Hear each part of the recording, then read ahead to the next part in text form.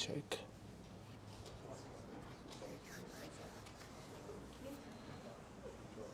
Good evening, everyone. Hope you're all doing well tonight. My name is Henley Samuel. I'm the president of Gungahlin Community Council. So it's good to see everyone tonight, and thanks for coming down online as well as live in the room as well. So it's always good to see the 3D version of everyone with this modern world. So we are having some hiccups with the screens, so we are trying to sort it out. So hopefully we can get it sorted soon. So just want some housekeeping rules. The toilets and all those things are on the right in the exit. If you exit this row and take a right. And also just want to, any of the, if you want to share any of your material or anything like that, please do not use this forum to do this. You're welcome to do it outside. And then the other thing I want to call out as well, we do have a Facebook and YouTube. We also launched a YouTube channel. So moving forward, we'll be telecasting from the YouTube because of the Facebook restrictions. The Facebook, now if you do the live stream with Facebook, what happens is they will remain in Facebook only for 30 days and Facebook automatically deletes them. So then it's the only option for us to stream on YouTube. So in the YouTube, we have created an account for Gungahlin Community Council. We'll share those links in the Facebook and send an email to the newsletter as well, so you get those things. But if you're on YouTube, you can search for it and then you can subscribe, so you get notification when we live stream that. But today it's in Facebook. We'll also move any of those existing videos to the YouTube channel that we created recently. And we do have newsletters. That's an email one, so you can subscribe on our website, so please do so. And today we have a very good agenda. So before we go into the agenda, so I just want to keep repeating some of the things that I always do. Is that Gungahlin Community Council is a voluntary organisation, because I do get a lot of calls from people asking, fix this street, or how do I get this one? I want to bring the dog from the interstate. What are the process and stuff like? We're not a ACT government, so all you need to do is to contact Access Canberra. So, so you have to do that. We are a voluntary organisation, which means most of us will be working full-time job in the morning, and we are working on top of that as a community, representatives in our volunteer time. So just want to keep emphasizing on these ones because I get the calls, so that's why. And also want to acknowledge that today I got my team with us. Ralit's our Vice President, Michael, our Treasurer, and then Shah. So thank you, team, for coming down. Today's agenda is going to be great because we've been kind of doing a series on this topic, community safety topic. So the first, I think not the last month, the one before, we had the Shadow Minister for Police with us, and she came and addressed those issues what the community is facing. And last time we had the Inspector of Police from Gungahlin. I think Ajil is here, so thank you. And with that series, I think I want to conclude the series because we don't want to go talk about the crime and all these things, and hopefully we can get into the solution where it's going to be a one happy family kind of a community. So today we are very grateful to have the Minister of Police with us, Marisa. Thank you so much for coming down. So we will, before we open up the floor for the Minister, I want to say we've been engaging with a lot of media inquiries. So we've got a lot of interviews we have taken from the media because of the ongoing crimes that's happening in the Gungahlin. So it's been pretty much one of our team members will be on the media at least once in a fortnight. It's kind kind of a pattern. So, and then we also seen a lot of crime activities that's been recorded, and people started posting them on the social media as well. And we see from other people as well, like just by word of mouth saying what they're going, how they're concerned with the safety and all those things. So that's how it started. And the last time as well, we had a good turnout with that meeting. And then in the online, we had more than 6,000 people watched. So it was kind of a super popular topic, which is kind of unpopular thing. But yeah, it seems to be community wants to hear and wants to see how we can resolve these ones. So that's the intent of this one. So before I hand over to the Minister, I want to say our community survey is happening at the moment. I'm going to talk about it in a while. How many of you are aware of that we are running a survey? Yeah? Yeah, some of you, have you done the survey? How many of you completed the survey so far?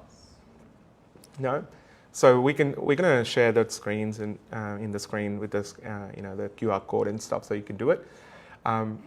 And I will talk through in detail about the survey. The survey also addressed some of these questions that we are trying to do. It talks about the security, it talks about the cinemas, it talks about other key elements that community wants, like infrastructure and stuff, which I'll go in detail. But for now, remember the survey is happening and we are running the survey, so you can participate, and I will get into those details when we're going to go into that segment. Without further ado, I would like to invite Minister for Police, Marisa. Please come down. I just thought probably you can give us a overview of what's your perspective, what's happening in Gungahlin, and how much the resource, and is there an issue with the resource, or is there, in your perspective, is the crime is going up or down? How we are mitigating, how we are preventing those crimes, and what the root cause for all these things. So some that'd be good good. Questions there. Thank you. Thank you. Is that okay? Yes. So thank you very much to Henley and the Gungahlin Community Council for inviting us here tonight to have a chat about policing and crime community safety issues. I would like to begin by acknowledging the traditional custodians on whose land we meet today, the Ngunnawal people, and pay my respects to elders past, present and emerging, and pay my respects to any Aboriginal and Torres Strait Islander people here today or online. I guess to give a bit of a broad overview of the government's position in terms of prioritising policing and police resourcing. So there's been some significant work done and investments over the last couple of budgets, seeing the 23-24 budget an investment of $107 million into 126 new police over a period of 4 years. And Labor went to the last election to see that increase to 150. So there's significant resourcing going into increasing police personnel in the ACT. And there's also been a lot of work around understanding the different stations, the needs of the infrastructure, understanding where police are best based. We have new and emerging communities like in Molonglo Valley, so understanding how we resource police in Molonglo Valley for the future as well has been at the forefront of discussions.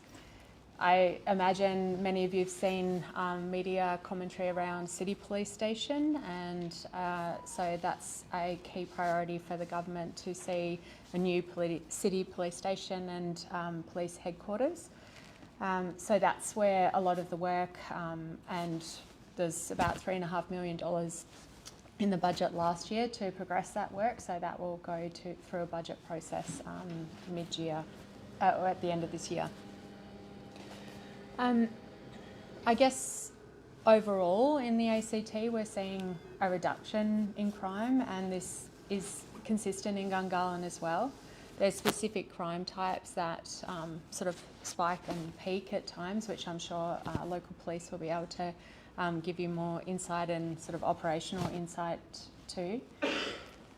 I guess from the government's perspective, there's been a lot of focus on family and domestic violence, sexual violence, and really trying to support police to address these particular crime types. Dangerous driving, that was a really big factor in the last Assembly, and something that I feel very strongly and passionately about is reducing dangerous driving on our roads. And so there's been a lot of work in that space as well by ACT Police through a really targeted operation that now is a more embedded operation to reduce recidivist offending, particularly around dangerous driving. I understand that, of course, you know, any experience of crime or antisocial behaviour is very impactful on individuals, on families, on the community. And so, I mean, in some respects, the fact that the crime statistics are going down, that is a good thing. But I do appreciate that impacts on individuals and communities are very significant, and even impacts of antisocial behaviour, which may not necessarily sort of cross a threshold of crime or criminal activity, you know, we're all impacted.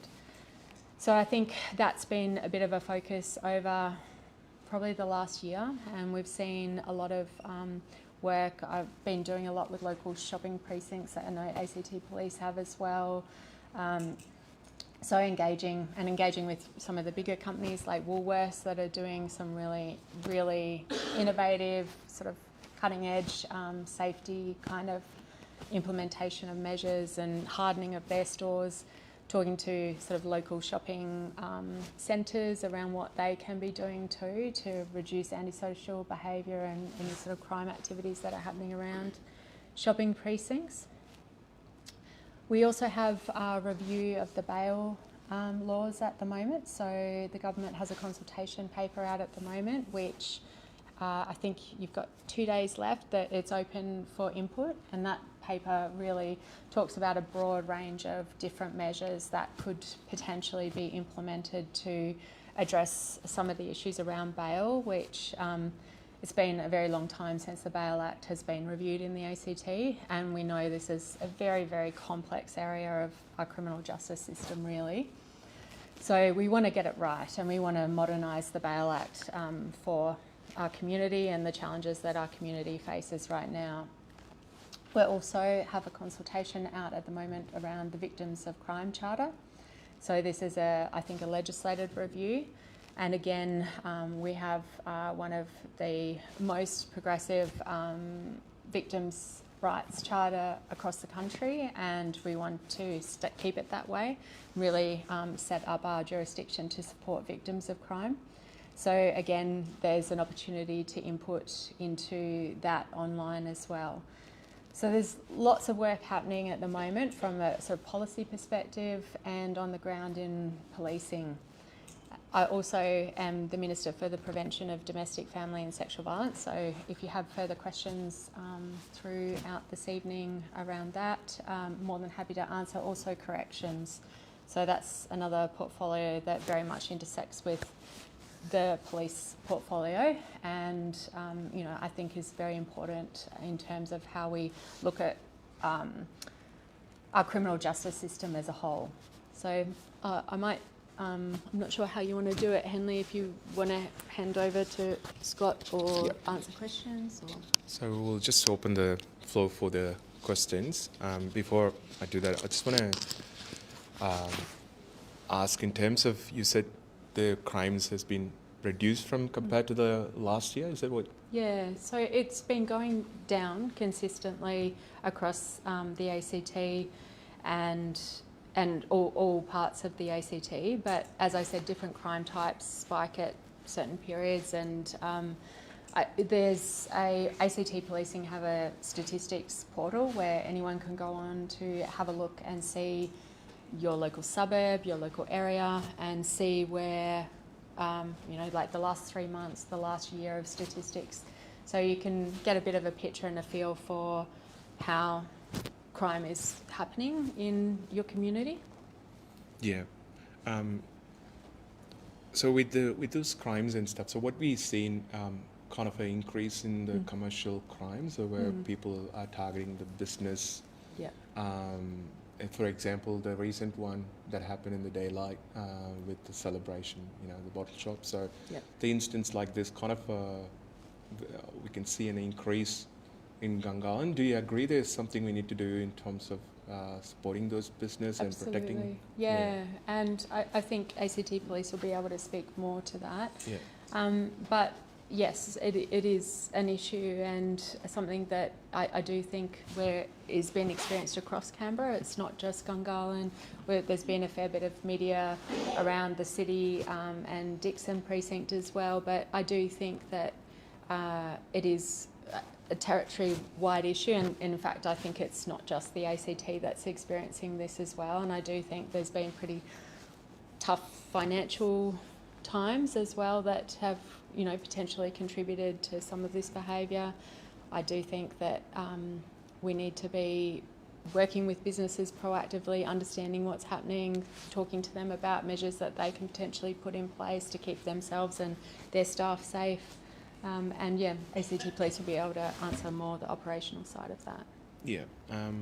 So just before I hand over the mic to the floor, so in terms of the stat, are you able to tell us, like in the first quarter, how much, what kind of crime was in Gungahlin in the next? So because now we got middle of the year, so we should have 2 quarters. So I'm just wondering, do you know what the numbers are looking compared to the last year at the same time? We can definitely send you the data, but as I said, I don't know off the top of my head, but it's all online, so the public, anyone can access it.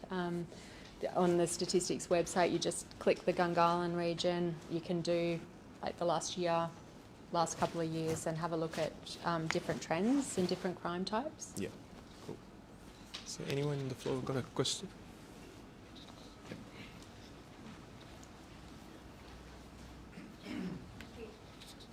Thanks. I have 2 questions, if that's okay. Yeah. Firstly, with the crime rates going down, I think that there's probably a perception that it is increasing because there's a lot more awareness now across different platforms. Yeah. Is there a plan to, I know that the data and statistics are available to show that it is decreasing. Is there a plan to maybe communicate that more broadly to the community, just to lower that, I wouldn't say unnecessary fear, but a heightened fear where it's not necessarily appropriate? Understanding that it is important for everyone to understand what crimes are happening.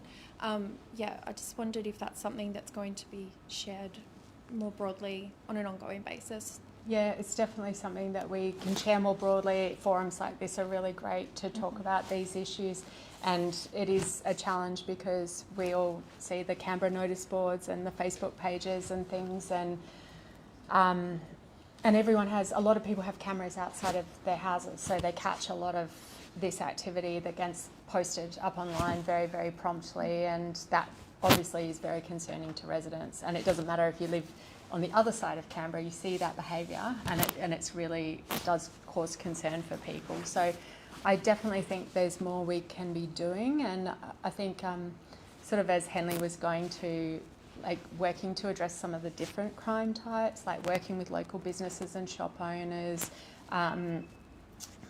and I guess addressing sort of road safety issues, domestic violence. I think there's sort of different ways we tackle those types of issues, and antisocial behaviour. So that, again, is very concerning to people when they see that. So investing in youth services, homelessness services, mental health services is really, really important. And another I think interesting thing that's coming in soon is we're raising the age of criminal responsibility in the ACT, so that comes in a matter of a couple of weeks to 14.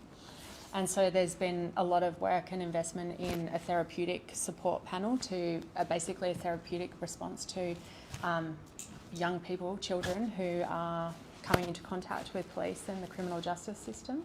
So that's going to be a transition period. It comes into law mid-year, but we'll definitely be working with ACT Police to support that initiative. And with that comes, I think, a bit of a different lens and approach to particularly young people who are perhaps experiencing some hardship, and how we best support them. And I guess today was a really good example. I was out with PCYC. They have some amazing programs which they're working with young people in that probably 12 to 14 year age cohort who are completely disengaged from school, often homeless, disengaged from the community.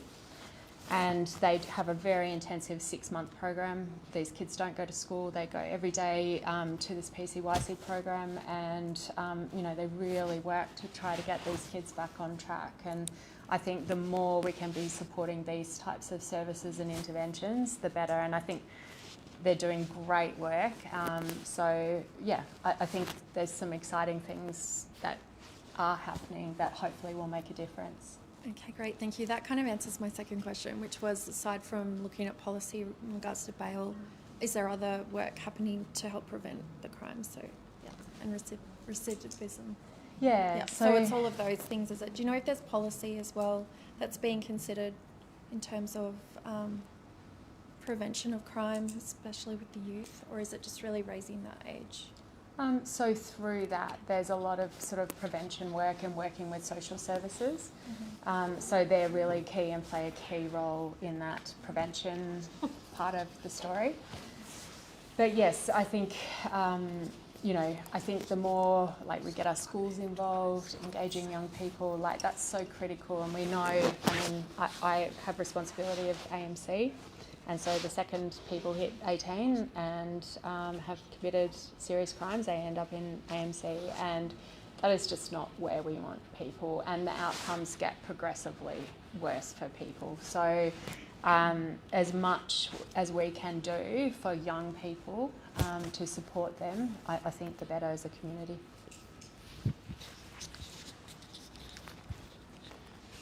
Thank you for coming tonight. My name's Dimitri, just a local... I know who you are, Dimitri.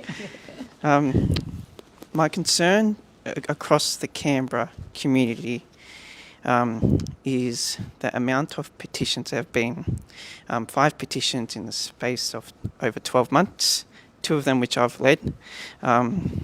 Most recent one, Page, Skull and Hawker, yep. Over 1,000 signatures. One in your own electorate of Murrumbidgee, Woden, and then 3 of them have gone to a committee. My concern with petitions and getting action on them is when I've actually checked in with these businesses saying, have you seen an increase in police presence? Have you seen the police actually come and walk around? Their answers are not satisfied. They are not seeing what the petition's actually calling for. And not just that, it's the fact that also, you see these Facebook posts a few months later, oh no, Woden or Hawker or Kaylin and Gungahlin, they've been done by crime again, even after the petition. So what's the whole point of petitions when the community is calling for something? How much more calling do they have to do? How many more break-ins does it have to take? How many more stolen cars? How many more, knife point, petty crime type of things does it have to take to actually get action? Because when I go out there doing these petitions, I'm hearing shocking stories, and when I check in a few months later after the petition, the answers are they're not getting what the petition's calling for. Yeah, thank you very much, Dimitri, and thank you for your prolific petitioning on this issue. And I guess I'd say a few things to that, is that your petitions are absolutely valued and welcomed and really important part of our sort of democratic process. So once a petition is tabled in the Assembly, it then goes to the relevant minister, and then in this example, then the petition goes to ACT Police to have a look at what the calls are, what work's been done in that space, what initiatives are happening. I will say there's some sort of, different context across Canberra. Some of your petitions have spoken to, for example, the Woden shops.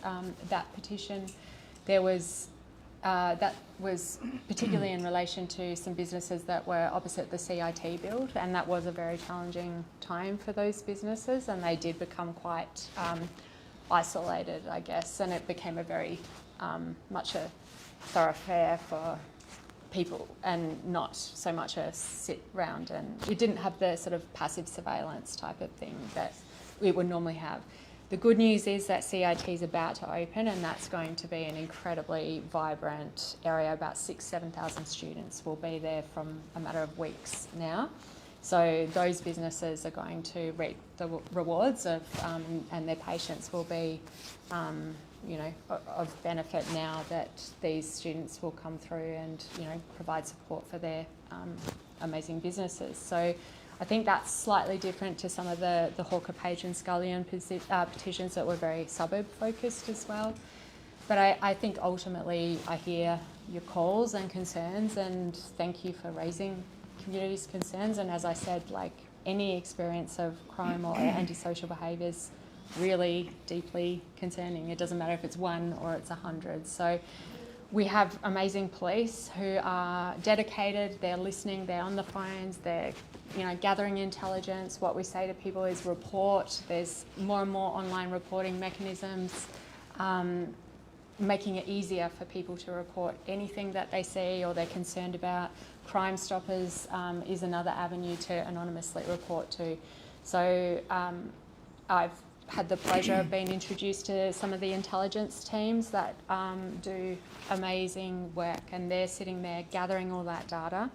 And I think there's been a real shift. I mean, police can probably speak to this more than me, but a shift in really proactive intelligence-led policing, like an evidence base to the policing work that goes on, and that means police can be really targeted and in what they're addressing. So all the data really helps. The calls and concerns from the community really appreciated, and we do hear them. So thank you. Good evening, and got to say up front, welcome you to front up and present to a public forum. So I respect you for that. So I won't make it a hammering thing. But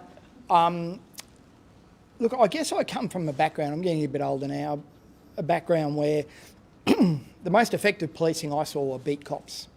You could talk to them on the footpath, you'd see them walking around. I don't see beat cops. I see a few cars every now and again, and I hear sirens at night time in the distance. But if you had a couple of beat cops walking up and down the aisles of Woolies, just walk through, walk out, amazing deterrence. And you mentioned some figures there for new police coming on board, and that's really great. But I also hear figures of what, for example, the next section of light rail is going to cost. Imagine what you could do with some more police, some more AMBOs, some more fireys with $3 billion. Okay, so I know the developers have to have their light rail, they've got to get their money back because they're building big apartment buildings. But honestly, the bottom line for a developer doesn't bother me. The bottom line for being fronted by some 13 or 14-year-old with a knife, that bothers me. And now I'm retiring, and I get my wife who says, travelling on the light rail is too dangerous. Now, I don't see cops on the light rail. I've talked to the CMET people on the trams, and they go, yeah, we can't do anything. And they said, oh, there's an emergency button there, but you know what, I wouldn't touch it, because if someone sees you touch that, you've escalated it, and they'll probably have a go. I went, right, okay. So now I've got to go on the light rail to protect my wife. I've got a wife, I've got a daughter, and I've got a dog. They all come first, right? So I just would like to know, put some more money, get some more cops out there. They're trained to deal with it. I'm not trained to deal with it. I will defend myself to the extent I need to. Yep. But I'm not trained. So a few things there, that is significant funding going into ACT Police to see new recruits, additional police, and support our current police. Light rail is actually forms about 1% of the budget. It's a very small amount. That figure is over a very long period of time that light rail costs. Light rail offers connectivity. It offers a much more enlivened, accessible city, which is something that when you see south side buses hanging around bus stops, waiting for buses that are less reliable than light rail, also I think creates safety concerns, and I think does hold concerns for community members. And what we've seen with light rail to Gungahlin is a significant uplift in the number of people who use public transport, and a big part of that is because light rail is very safe and accessible form of public transport. On your experiences on light rail and not feeling safe, and your wife's experience there, so the government's been working over the last few months to engage transit officers who will basically patrol light rail and buses services. So there's been a lot of discussion around occupational safety for the bus drivers and light rail drivers and for the passengers. So there's now work progressing to see basically transit officers. So they'll be there, they'll have legislated, regulated abilities to move people off light rail or buses, and they'll have a range of, I guess, powers to do that work. And obviously they will have ACT Police as a backup if needed to support them. So I think, our city is growing. We are seeing significant population increases, which does bring more people, and it does, present more challenges, I think. But ultimately, I don't think it's an either or, that it's light rail or something else. I think investing in our police and emergency services is an absolute priority, and what we are doing at the moment. And that's good. I guess I use that as an example to say buckets of money.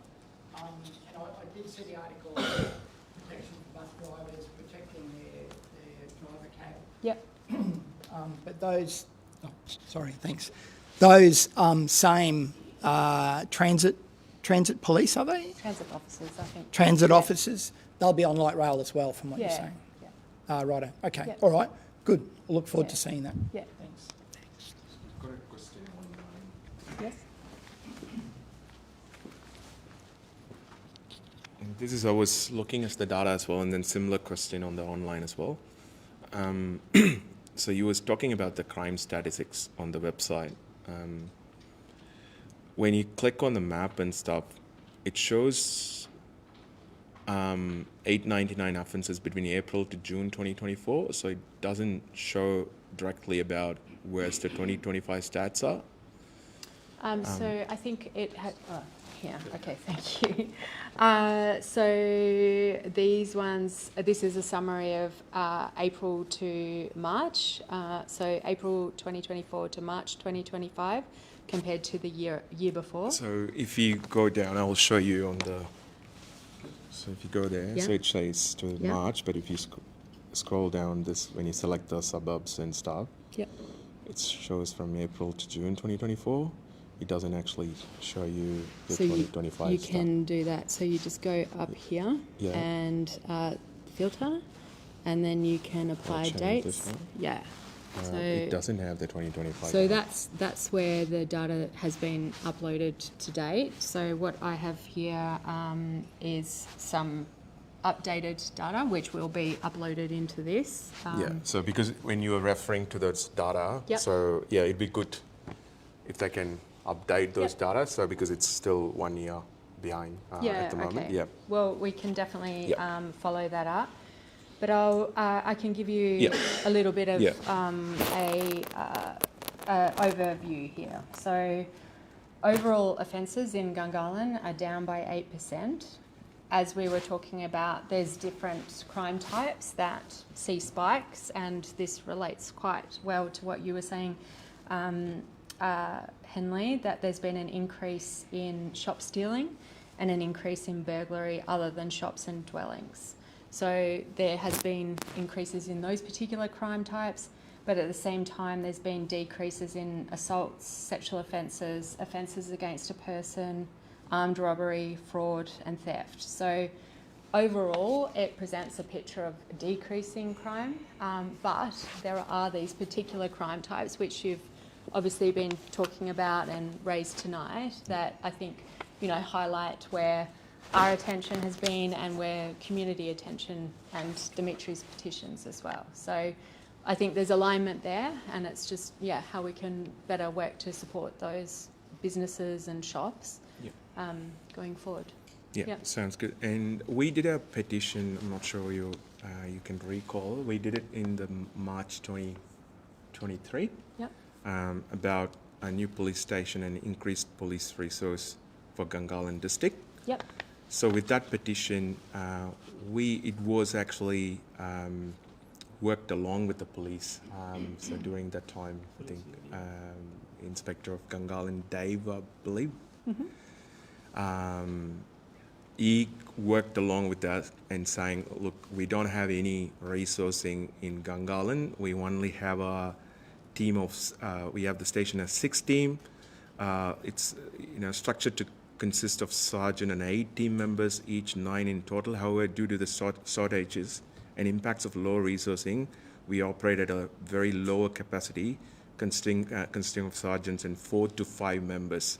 So I just want to understand from the petition, was anything has increased? Because during that time, they had an issue of only 4 to 5 members were able to be at a time. And then they also an issue with the facilities, and there's no desk equipments, no computers. And then they don't have a dedicated room for providing privacy for the victims. Okay. So all those things were there. So I just want to see in How response, things have how the things has been progressed in terms of resourcing, also in terms of the infrastructure the police have. Yeah.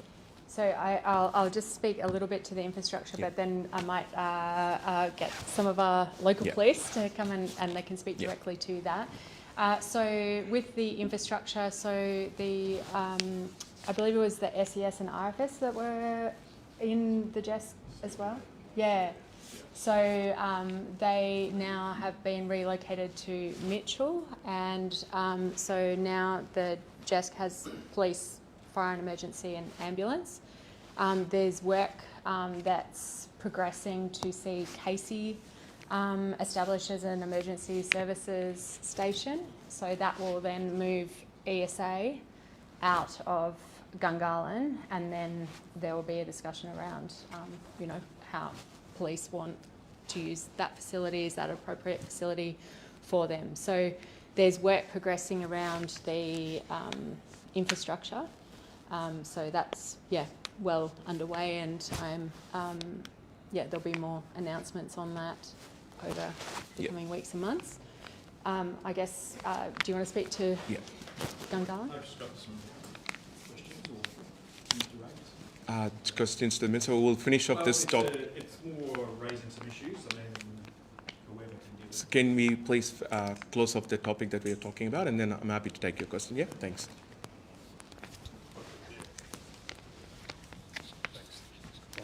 Just want me to hold it, or? Yeah. Good evening, everyone. My name's Scott Lee. I'm the Chief Police Officer for the ACT. I think just in terms of, and good evening to everyone online as well, in terms of the question around the resourcing and the infrastructure. So last year with the Gungahlin Police Station, as the Minister said, eventually we will take over the whole facility. But at the present time, last year, the Gungahlin Police Station was refurbished. It was for about a 3-month period. So our people with it, Nigel's people, so Inspector Booth, who's with us here tonight, his people are now in much better working conditions given the refurbishment there for both our uniformed police and also for our crime team.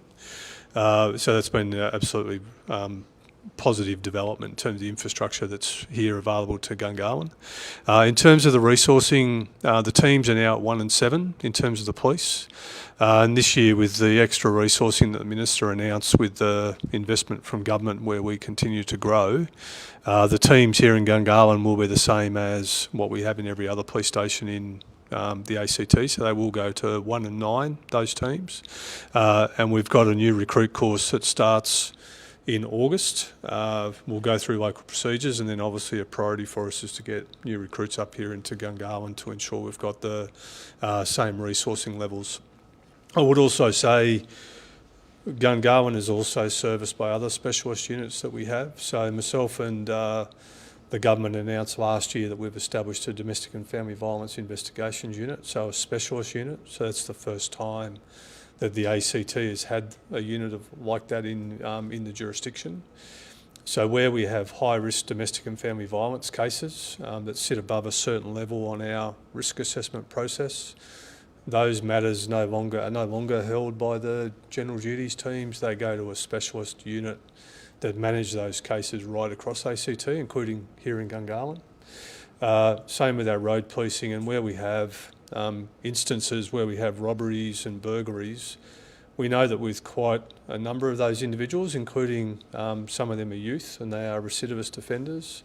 So again, the response to those matters are held by our proactive intervention and disruption team, which again will operate anywhere in the jurisdiction, including here in Gungahlin, where we have matters that we need to investigate and respond to for the community. So in addition to the police station and the crime teams, there's obviously a whole range of our other teams that operate here in Gungahlin as we need to as well. Yeah. Just while I got you there, Sure.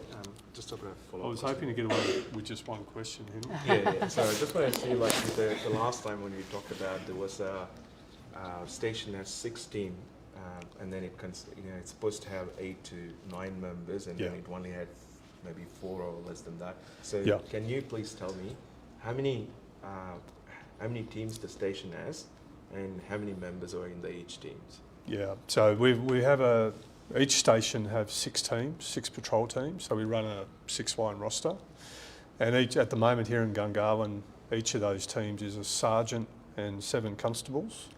And then this year we will build the Gungahlin patrol teams to a sergeant and 9 constables per team. So that will be across all of the 6 teams that sit here in Gungahlin.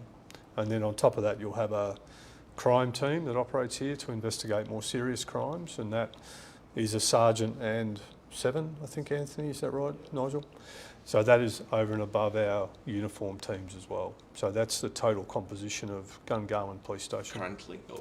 Well, it's a sergeant and 7 at the moment, and this financial year coming, which will be before the end of this calendar year, we will build each of those teams to a sergeant and 9. Okay.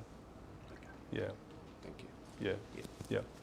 So I think, which goes to the petition you had back in March of 2023. So we've certainly resolved the accommodation issues with government, and we are working through with the additional investment that the Minister talked about, which obviously it takes us time to grow to that degree and to recruit those people. But we will put those people in place this year here for the Gungahlin community. We, as a community council, we're always happy to support and provide those things, but also think like we shouldn't technically do this petition. It should be a proactive approach, and the government should be able to do some kind of mitigation with the police and see what's missing and what's needed. So maybe we should have an ongoing work. And if I could make an offer to the community there, which is something we spoke to the Minister about before we came, at the moment, so certainly we obviously track our intelligence and our crime data very closely across the ACT in terms of what we do in terms of our prevention and our proactive policing operations. And going to your point, we certainly are working hard to do what we can to increase the visibility of our police. It's just some of those difficult prioritisation decisions that we need to make. But some of the issues that will be impacting the community's feeling of safety, if I can put it that way, some of those issues will be crime issues. Some of those will also be other issues that are not necessarily crime. They don't necessarily cross a crime threshold, but what we have been doing, and Anthony, so Detective Superintendent Anthony Brown, who's here, is our Superintendent of North District. At the moment, based on the same issues we have had in Civic and Dixon, at the moment we run a community working group that looks at the crime issues, but also looks at these broader issues, broader societal issues that are impacting the feeling of safety within the community, of which some of those responses are policing responses, but also some of those responses need to come from other parts of ACT government, such as housing, alcohol and drug support, counselling, etc. Particularly where we've potentially got homelessness or other vulnerable people in our community that impacts the way the community is feeling. So at the moment, we've with the the group that we've been working there, which is a continuing conversation. How often does it meet, Anthony? It meets once a month. So if there was support, we could certainly look at something like that in Gungahlin as well, and I think which would cover Gungahlin and Belconnen. But we could certainly stand up a working group that would bring in businesses and other parts of the community, I think, that could work through these issues and to develop some strategies with policing and other parts of ACT government where we could look at these issues together, if you thought that would be, it'd be a positive development. Yeah. So it'd be more than, we could take that as a collective action item, if you like. Yeah. Anthony's our superintendent for North District, and we could certainly put that process in place if that would be helpful. Yeah, thank you. Yeah. Any questions from the floor now? Sure. Thank you. There you go. I know you had a question. Pass the mic.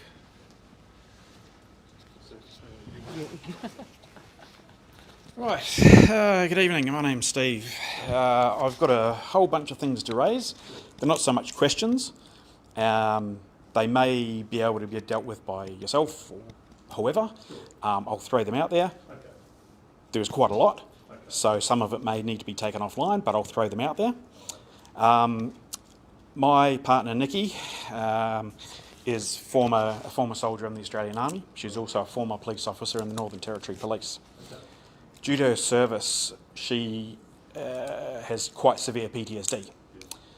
5 years ago, she had a meltdown, shall we say. Suicide attempts. Obviously, first port of call, 000 police. First port of call. She goes missing. She has these episodes where she can walk but has no recollection. She went missing. Called you guys. She had been missing for about 3 days. Called you guys. 2 guys came out. One of the guys was all right. One guy, Constable Booth, accused me of murdering her. Do you know what it's like to be accused of murder of someone you love and is suffering from a... Do you know what it's like? Have you been accused of murder? Probably not. I was in absolute distress. My partner was missing and he accuses me of murdering her. Why?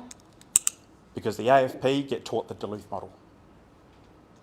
You accept that?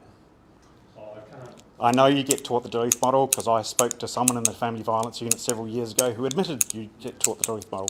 Now, if nobody's aware of the Duluth model, it says man bad. There was no possible other explanation. It was a man's fault, and that's what it says. So, and this is what your officers get taught. They then act that. So when you get a call for a female missing, it must have been the man's fault. There's no other explanation for it. So I'm in absolute distress, and I'm blamed because your officers get taught this shit. Right? Over the next 12 months. Sorry, in the interest of everyone's time, do you want to ask a specific question and then take some of these things offline? No, because there are numerous things. Not the right forum. Right, so during the next 12 months, she went missing numerous times, various suicide attempts, blah, blah, blah. Police, ambulance, hospital, blah, blah, blah. The failure of Canberra Health Services to even offer any sort of treatment means the cycle continues. The failure of Canberra Health Services is a whole other subject. During those multiple instances, she was assaulted physically numerous times by your officers. Which brings up the article that came out in the news yesterday. And if you weren't aware, 1/3 of cases where force was used was excessive. 1/3. And 17% of those were due to when there was mental health concerns. That's not quite correct, That's what I read in the article yesterday. I mean, you can argue about it, but that's what I read. Anyway, she was assaulted physically numerous times. Any responsibility for that? No. Listen, obviously you put your issues to me, but I obviously can't comment. No, I don't have any knowledge of your particular case or your particular circumstances. Yep. After that cycle of 12 months of the failure of Canberra Health Services to do anything, the last time she attempted suicide, probably 15 to 20 police officers turned up, about 4 ambos. One of the ambos said, "I'm fucking sick of turning up to this place week after week." Fair enough. because Canberra Health Services don't do anything. The cycle continues. I then, via the Human Rights Commission, asked to speak to the head of ACTAS and the head of the AFP. Howard, can't remember his name, head of ACTAS, lovely guy. Spoke to him for an hour and a half. He goes, holy shit, I had no idea it was that bad. What did the head of the AFP do? Don't want to talk to you. Don't want to know. Don't want to listen. Steve, if you want, you can write to me. I've written to you and you've ignored me. Further, what else have we got to do? The AFP have visited my house and caused damage to my house. Just for the forum needs to continue, and you need to respect the other people as well. So I'm going to run through as fast as I can. Okay. You can happy for you to catch up with them. I'm happy for them to be staying after this one. I'm pretty sure I will make a commitment that they will stay and listen to you. Yep. But just in interest of everyone's time online and then in the present, so if you can just... Sure. There's one thing I'll mention, one more thing. The lovely employee of yours was Acting Inspector Dave Craft. Yeah. To quote, he told me, I refuse to investigate child abuse. I was recording him. I had my partner Nikki there, and I said, excuse me, I must have heard you wrong. Surely someone wouldn't say that. And he proudly repeated about 4 times, I refuse to investigate child abuse. I got his body cam footage. He refuses quite proudly, like he was standing there quite proudly saying, I refuse to investigate child abuse. And this is your officers. I know. We can take it offline, but it's got to be raised. I'm certainly happy for the superintendent and inspector to talk to you about it after this in Yep. details, and more than happy for us to engage Sure. on your concerns and the issues that you've raised with us previously. Yep. More than happy to have that conversation with you. Sure. But it's got to be put out there. The public need to be aware of the abuse that your officers commit. We can deal with it later, but the public need to be aware.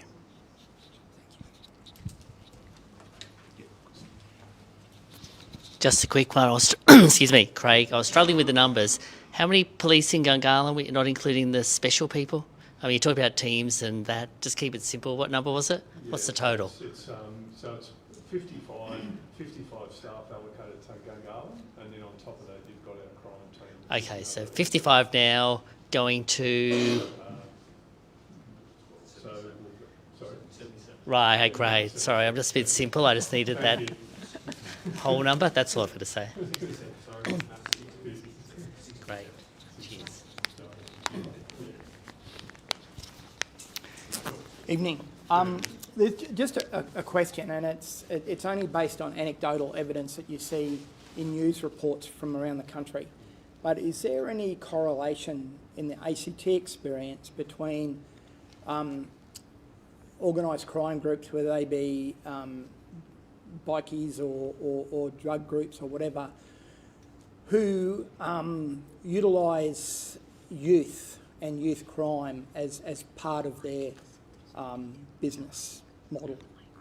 I'm just wondering if, because you can have a lot of programs to look after the youth and to look after their welfare. They may be homeless, they may come from disruptive homes, but if they're getting paid and they're getting paid what they think is well to do crime, then that's difficult. Yeah. But I just have no idea in the ACT whether that's a thing like you may see in Sydney and Melbourne. Yeah.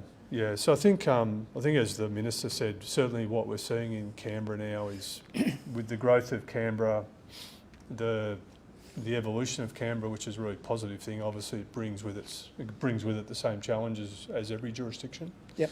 So certainly we've got significant organised crime here in the ACT that we continue to investigate and disrupt, and we see that with firearms and drug seizures and other offending in the territory. In terms of our youth offending, we haven't. I wouldn't suggest that we may have youth that are linked to some of those organised crime groups, and we do come across that from time to time. But in terms of some of the other reporting that you would see in the jurisdiction, there was just one on the news tonight, even around a youth being involved in connected to some organised crime activity in another jurisdiction. I wouldn't suggest it's at the same level as what we see in other jurisdictions, but it is something that we monitor closely, particularly in terms of the linkages that we have between different parts of organised crime. And we had one of those cases, different to the youth issue, but we certainly had one of those cases recently where we had a number of warrant activity and disruption activity here that involved organised crime from other jurisdictions coming into the ACT and being involved in serious offending here, and then going back into their jurisdiction, and we extradited one of them back here only a couple of weeks ago. So we do see those linkages. It's something we monitor and work with our national partners on closely, but we haven't seen that connection yet we haven't seen that connection into some of our youth offenders at the present time. Yeah. Righto. Okay. Yeah, Thank you. I might just add quickly about the work going on with the National Firearms Register. So we've been talking a lot around firearm safety. It's a bit of a national discussion at the moment as well. And so the federal government is funding the development of a national firearms register. So this occurred after the Queensland shootings of police.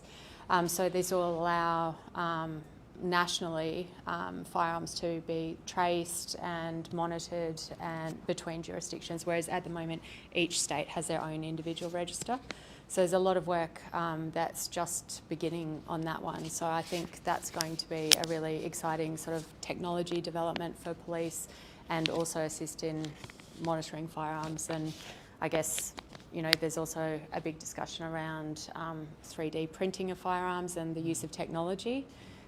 So I think that's a very active discussion as well. Some other jurisdictions have moved to legislate against the printing and the blueprints, like the design guides to build these firearms. So that's something that we're looking at here as well.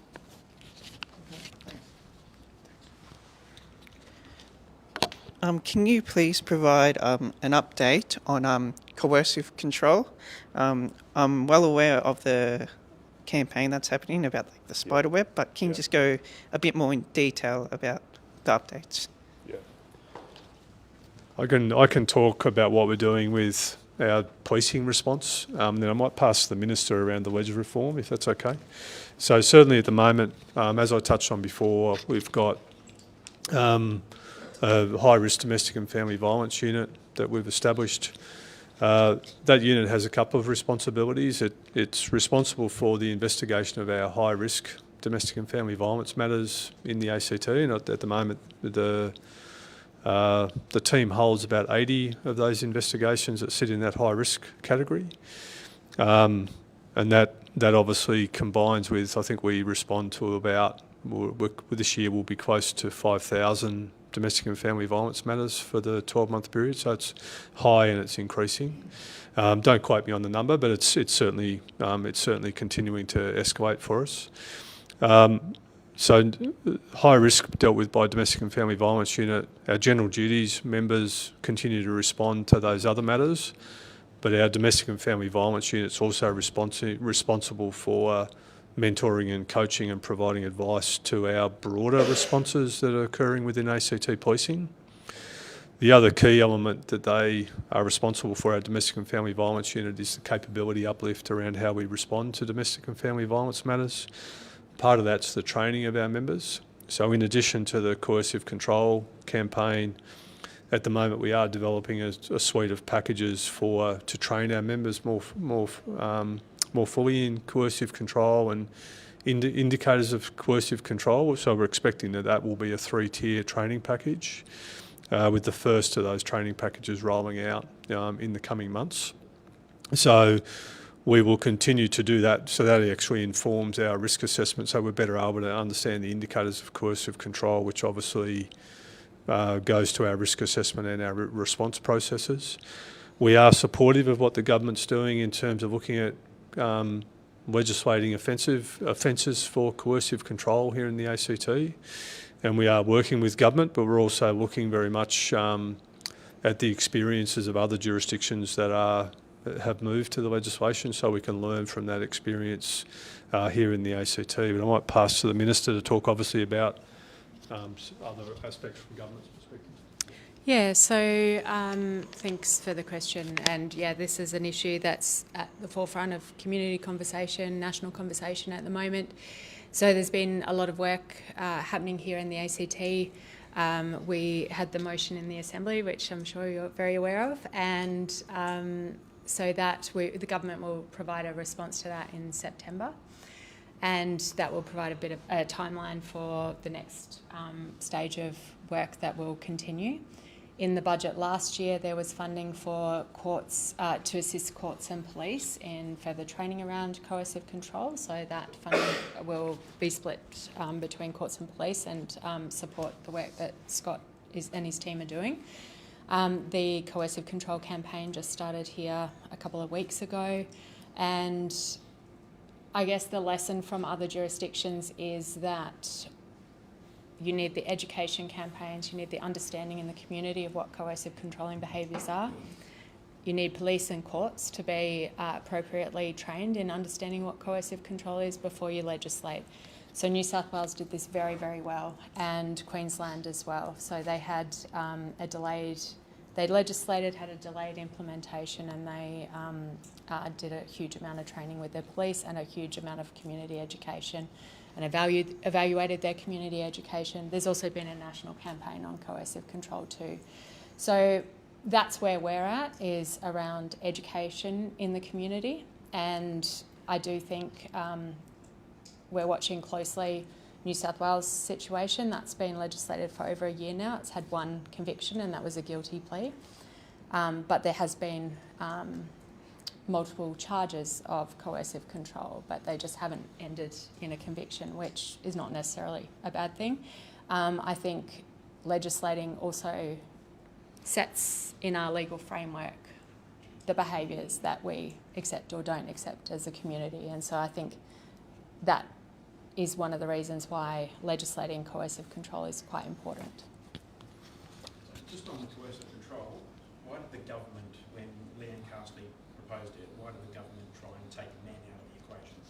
Why did you refuse to sign it until she amended it? You refused to have men included in it? No. So our family violence laws here, and any family violence or sexual assault law, any crime that is committed in that space, it is not gendered, and we know that these crimes are perpetrated against. But the government voted her motion down. Yeah, for a range of reasons. Including? No, Including, she wanted men included, and you voted it down. So there was a range of reasons why that legislation wasn't supported, and it included that no one had actually seen the legislation before it was introduced. It didn't have any community consultation as part of it, and it was, I guess, not based on best practice or evidence from other jurisdictions. So there was work to be done, but there was acknowledgement that it was a priority for everyone in the Assembly. The motion that was brought to the Assembly a few months ago was fully supported by all members of the Assembly. It is not a debated issue about whether or not we are legislating. It's more about when and how and what the legislation would look like. But as I said, it is really about education at the beginning. We know, we've seen with affirmative consent laws to exactly the same situation where, previously we did have sexual assault and rape laws, but the affirmative consent laws clearly articulate where consent can or cannot be given and the circumstances around that, and I think it's really important that that is in law. But again, there needed to be a lot of community education, a lot of education in schools and with young people, and education in policing and our court system as well. So I think these things, they're not just about legislating, they're about whole of community approach and understanding how we define these types of violence and types of experiences people have, so that ultimately we can shift things and change this culture. Leanne Carsley's just sent me a text message. She's watching online saying we did have consultation. So I've got a question in regards to the Some of the things that you said about the drugs usage and stuff. In ACT, it's kind of weird. We legalize some of the illegal drugs, and other end we are finding, a lot of issues in Bono as well. You would have noticed, I think you guys did a raid in Bono and found a lot of cannabis being grown inside the house and stuff. So, wouldn't that, is it helping the police having this kind of legislation where we just kind of being very liberal and then expecting the crime to be stopped as well? So wouldn't that be like something like an support, like an alcohol prevention support, and then these kind of support should be, we should spend money on that rather than legalizing the illegal drugs and stuff? Yeah, so I think what I'd say on the obviously drug reform legislation, drugs are decriminalised.